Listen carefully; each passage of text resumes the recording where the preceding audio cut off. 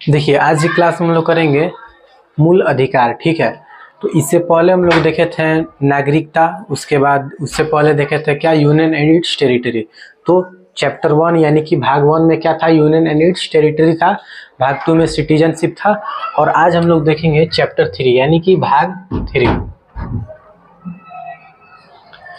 मूल अधिकार।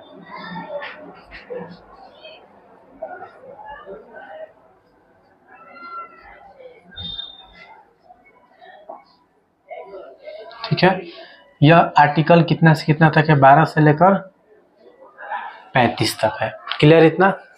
अच्छा, अब समझिए सबसे पहले कि मूल अधिकार होता क्या है। मूल अधिकार होता क्या है, देखिए व्यक्ति के विकास के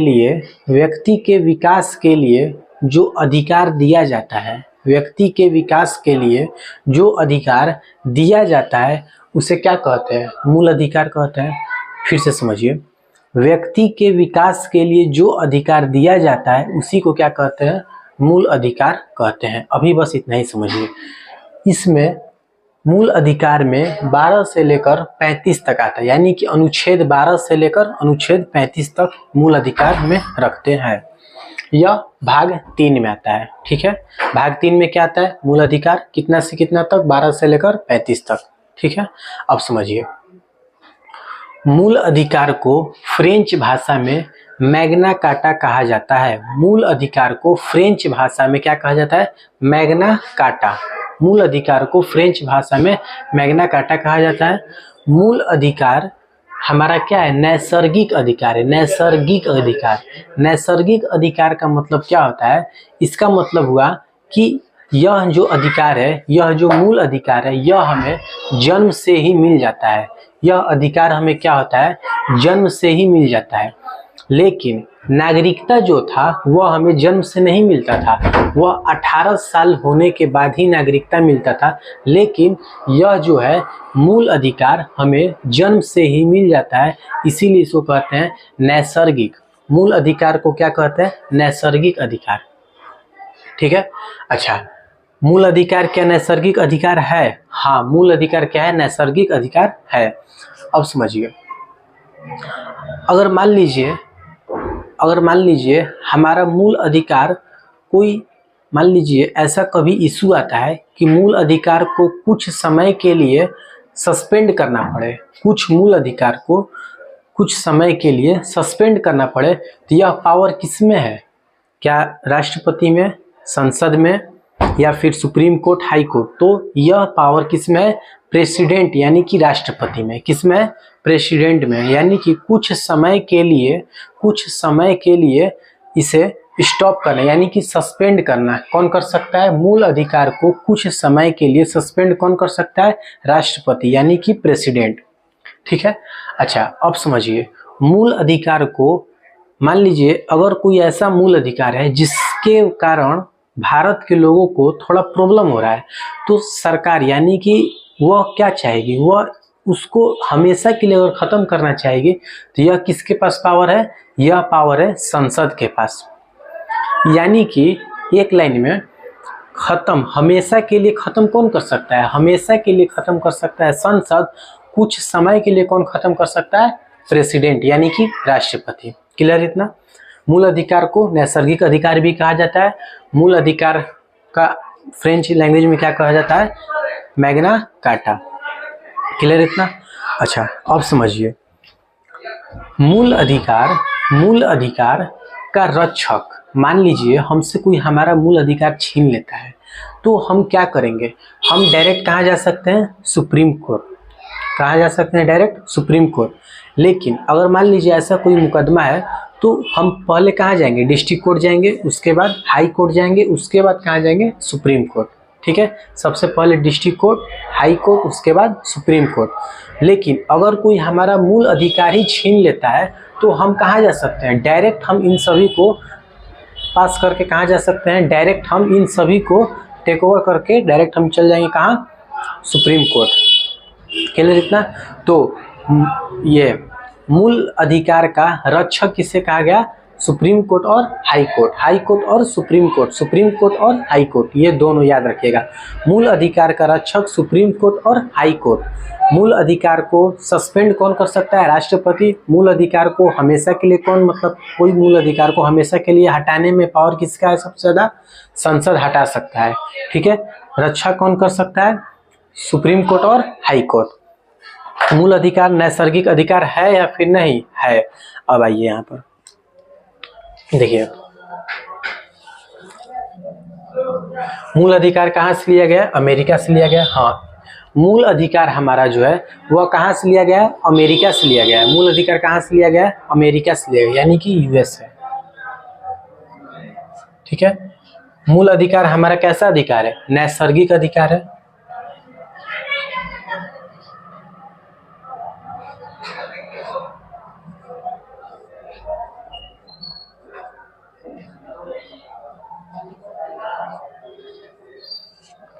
अच्छा, मूल अधिकार हमारा नैसर्गिक अधिकार है। मूल अधिकार को फ्रेंच लैंग्वेज में क्या कहा जाता है? Magna carta.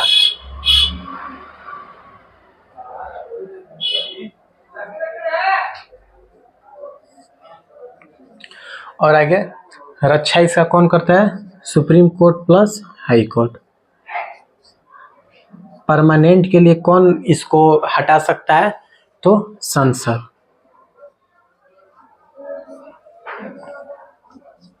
टेम्पोररी कौन हटा सकता है? कुछ समय के लिए? प्रेसिडेंट,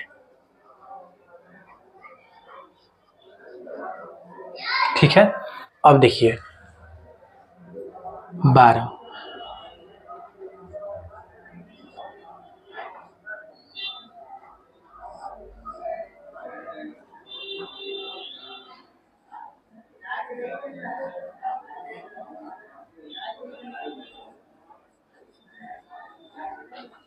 देखिए अनुच्छेद 12 में ये लिखा गया है परिभाषा। तो किस चीज का परिभाषा? यानी कि राज्य। राज्य यहाँ पर रहने वाला राज्य की बात नहीं हो रहा है, यहाँ पर रहने वाला राज्य की बात नहीं हो रहा है। यहाँ पर राज्य की बात यह है कि कोई भी संस्था अपना नियम कानून खुद बना सकता है। कोई भी संस्था अपना नियम कानून खुद बनाने का मतलब सक्षम है, स्वतंत्र है, वह क्या हो गया? राज्य हो गया। भारत का सबसे बड़ा राज्य क्या है? भारत का सबसे बड़ा राज्य क्या है? संसद है। हम फिर से कह रहे हैं कि यहाँ पर राज्य वो राज्य की बात नहीं हो रही है, जो राज्य रहने वाला राज्य है वह राज्य की बात नहीं हो रही है। यहाँ पर कोई भी संस्था अपना नियम कानून खुद बनाने के लिए स्वतंत्र है, उसी को क्या कहते हैं? राज्य कहते हैं, ठीक है। यानी कि उस पर किसी और का, उस पर यानी कि अपने संस्था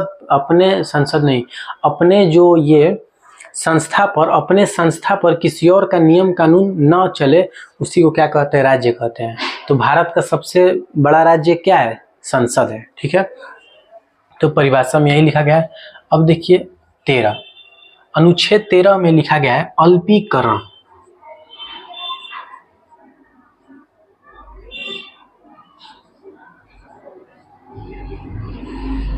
अल्पीकरण का मतलब क्या होता है? समझिए, देखिए अल्पीकरण का मतलब होता है, अनुच्छेद 13 में लिखा गया है अल्पीकरण। अल्पीकरण का मतलब हुआ कि आपको यह अधिकार है कि आप भारत में कहीं भी जाकर घूम सकते हैं, लेकिन इतना अधिकार नहीं है कि आप भारत में गए कहीं घूमने, किसी के घर में चले गए। इतना अधिकार नहीं है। अधिकार दिया गया है, लेकिन इतना अधिकार नहीं दिया गया है।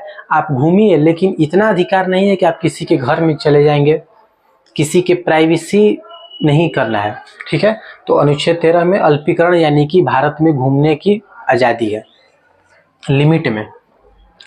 अब देखिए अनुच्छेद 14 में क्या लिखा गया है? 14 में लिखा गया है विधि के समक्ष समानता। देखिए विधि का मतलब क्या होता है? विधि का कानून सुने ना, विधि का कानून। तो विधि के समक्ष समानता यानी कि कोई भी, मान लीजिए कोई अपराध किया, ठीक है, तो वह हिंदू हो सकता है, मुस्लिम हो सकता है, सिख हो सकता है, ईसाई हो सकता है, गरीब हो सकता है, अमीर हो सकता है, सजा देने में किसी को भी भेदभाव नहीं होना चाहिए। अनुच्छेद 14 में लिखा गया है विधि के समक्ष समानता, यानी कि हिंदू, मुस्लिम, सिख, ईसाई, गरीब, अमीर किसी में भेदभाव नहीं रहना चाहिए। जो सजा गरीब के लिए है वही सजा अमीर के लिए भी है। 14 समझ में आ गया। अनुच्छेद 15 में देखिए क्या लिखा है। 15 में ये लिखा गया है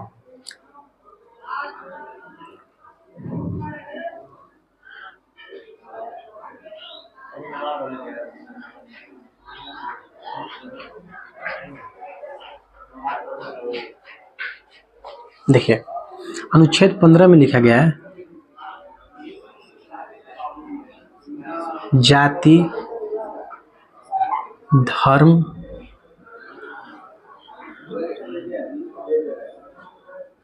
लिंग,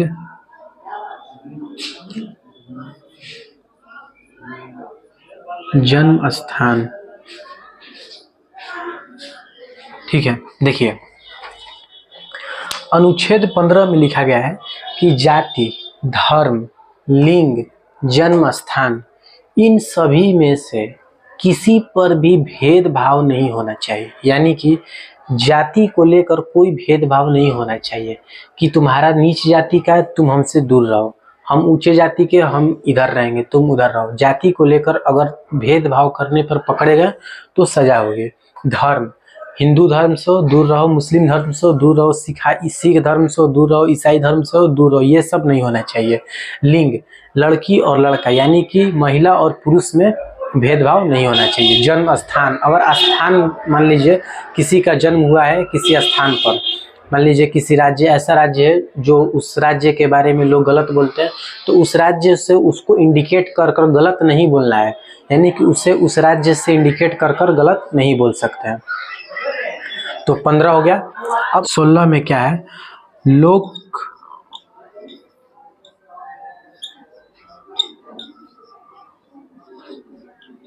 नियोजन में समानता।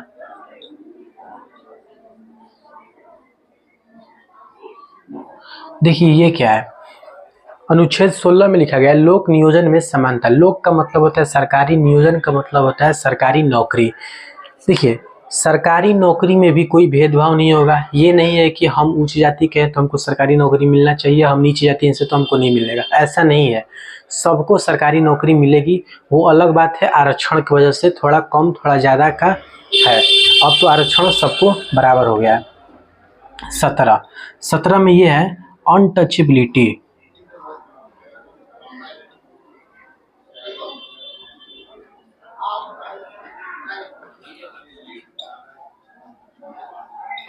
देखिए ये क्या है, अनुच्छेद 17 में लिखा गया है अनटचेबिलिटी का अंत, यानी कि इससे पहले जब ये अंत नहीं हुआ था, इससे पहले क्या था कि गांव में जो अभी भी गांव में थोड़ा बहुत कहीं कहीं है, लेकिन इससे पहले क्या था कि गांव में जो छोट नीची जाति के जो लोग थे वो अपने ही घर में, अपने ही घर के बाहर बैठे रहते थे, और जब बगल से गुजरते थे लोग ऊंचे जाति के तो अपने ही कुर्सी से खड़ा होना पड़ता था उनको। तो ये क्यों ऐसा होता था, ये बस भेदभाव करते थे। लेकिन यहाँ पे देखिए अनटचेबिलिटी का अंत, छुआछूत, वो नीची जाति से उसे छुएंगे तो हम अछूत हो जाएंगे, इसीलिए क्या कहा गया कि इसे अंत किया गया आर्टिकल 17 में। अगर ऐसा कोई करता है छुआछूत अब तो उसे सजा हो सकती है।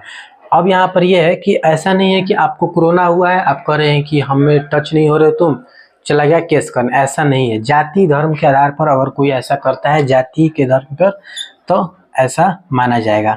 ठीक है, क्लियर इतना। आइए एक बार फिर से रिकैप ले लेते हैं। देखिए मूल अधिकार 12 से लेकर 35 तक रखा जाता है। मूल अधिकार यानी कि भाग 3 में आता है। ठीक है, मूल अधिकार कहते किसे, तो मूल अधिकार व्यक्ति के विकास के लिए जो अधिकार जरूरी होता है उसी को क्या कहते हैं, मूल अधिकार कहते हैं। मूल अधिकार हमारा कहाँ से लिया गया है, तो अमेरिका से लिया गया है, यानी कि यूएस है। मूल अधिकार कैसा अधिकार है, नैसर्गिक अधिकार है। नैसर्गिक अधिकार का मतलब क्या होता है, नैसर्गिक अधिकार का मतलब होता है जन्म से ही मिल जाना। जन्म से ही क्या मिल जाता है, मूल अधिकार मिल जाता है। और जो जन्म से नहीं मिलता उसे क्या कहते हैं, नागरिकता कहते हैं। नागरिकता हमें 18 साल के बाद मिलता है, और मूल अधिकार क्या मिलता है, जन्म से ही मिल जाता है।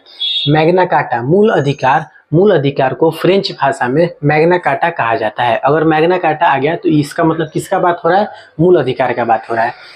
मूल अधिकार का रक्षक कौन करता है? सुप्रीम कोर्ट और हाई कोर्ट। मूल अधिकार को परमानेंट के लिए कौन, मान लीजिए कोई ऐसा मूल अधिकार है जिससे आम जनता को या फिर पब्लिक को कुछ हानि पहुंच रही है, यानी कि प्रॉब्लम हो रहा है, तो उसे हमेशा के लिए कौन खारिज कर सकता है? संसद। टेम्पोररी यानी कि कुछ समय के लिए, जिसके मान लीजिए कोई ऐसा इशू आ जाता है तो कुछ समय के लिए कुछ मूल अधिकार को बंद करना पड़ा है, सस्पेंड करना पड़ा, तो ये पावर किसके पास है? प्रेसिडेंट के पास है। अब समझिए 12 में परिभाषा राज्य स्टेट। राज्य और स्टेट वो राज्य नहीं, जो रहने वाला है वो राज्य नहीं है, वो संस्था जो अपने अपने नियम कानून बनाने का स्वतंत्र है और उसके ऊपर किसी और का नियम कानून न चले, उसी को क्या कहते हैं? परिभाषा, यानी कि राज्य। अल्पीकरण। अल्पीकरण का मतलब ये हुआ कि आप भारत में कहीं भी घूम सकते हैं। इसका मतलब ये नहीं इतना अधिकार है कि घूमिए, लेकिन इतना भी अधिकार नहीं है कि किसी के आप घर में घुस जाएंगे, लिमिट तक। 14 में विधि के समझ समानता। विधि का मतलब होता है कानून, विधि कानून। तो इसका मतलब ये हुआ कि इसमें सब लोग समान है, मतलब कि गरीब अमीर, हिंदू मुस्लिम सिख ईसाई अगर कोई भी ऐसा काम करते हैं, गैर कानूनी काम या फिर कोई अपराध करते हैं, तो इसमें सबको समान सजा दी जाएगी। कोई ऐसा नहीं है कि वो गरीब है तो उसको बहुत ज़्यादा सजा मिल गया, अमीर है तो कम मिल गया, ऐसा नहीं है। 15 में जाति धर्म लिंग जन्म स्थान। जाति के साथ भेदभाव करेंगे तो दिक्कत हो जाएगा, धर्म के साथ करेंगे, लिंग यानी कि महिला और पुरुष में भेदभाव नहीं होना चाहिए, जन्म स्थान पर भेदभाव नहीं होना चाहिए। 16 में लोक नियोजन में समानता। सरकारी नौकरी सबके लिए, सरकारी नौकरी में समानता है। 17 में अनटचेबिलिटी का अंत। ठीक है, तो यही था। इसके बाद 17 से आगे करेंगे।